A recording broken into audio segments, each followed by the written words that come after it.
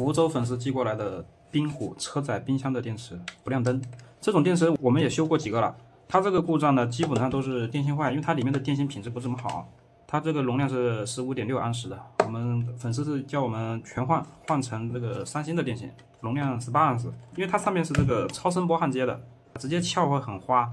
但是现在也是拆的多了，有一点经验了，把这个扣啊按下去之后，从这个里面去推它。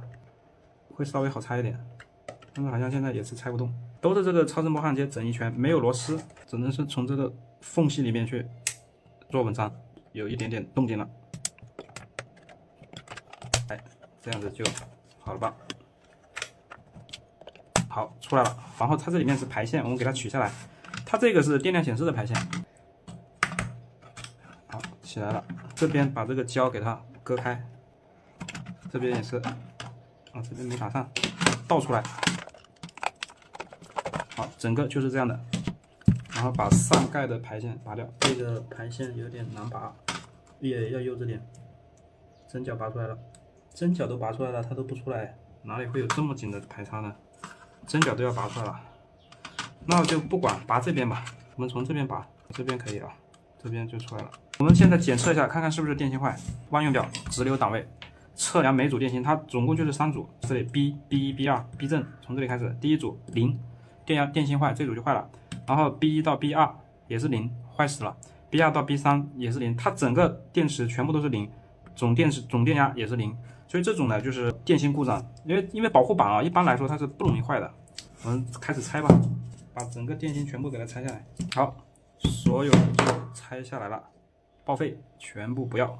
这个是我们用于替换的电芯，拆机的，不是全新的，是拆机的。三星的 30Q 这些电芯它的皮都是后套的，因为当时拆模组的时候呢，它这个是有灌胶的，不拆皮的话，不破皮的话是拿不出来的。这里透过这个后面还是可以看到啊，三星的 30Q 的那个钢印，它的容量内阻都是跟新的是一样的，我们都是检测过的，可以都是属于是准新的电芯，我们可以检测一下内阻，12.79跟新的其实是一样的，新的也就是这个样子，12.63。所有的电芯我们都是重新分轮配组检测过的，这里所有的电芯它的容量、内阻、电压全部都是一致的，这个都是要事先准备好，这样子组装完成之后呢，就不需要再做均衡了，并且同一个电池组里面它的容量、内阻一定要保持一致。我们就焊接电芯，这边保护板对应过来，这个位置是总的正极，我们从这里开始焊。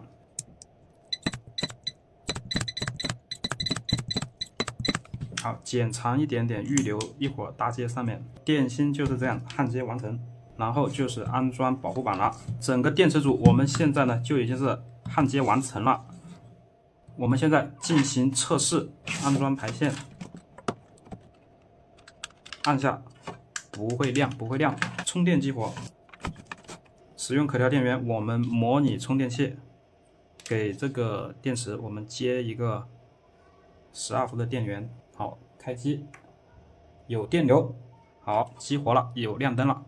说明我们这个现在是没有问题的。我们接着组装热敏电阻，我们一样打点胶给它做好固定，缓冲胶棉给它贴回来。它这个原来底下这里是没有做绝缘防护的，我们给它做上，打胶固定住。好的，朋友们，这个电池的维修呢就已经完成。现在它的容量是18安时，原来是15.6嘛，其实容量并没有提升很多，不过电芯的性能啊，它的寿命什么的品质是得到了大幅的提升。好，感谢大家观看，感谢福州粉丝支持。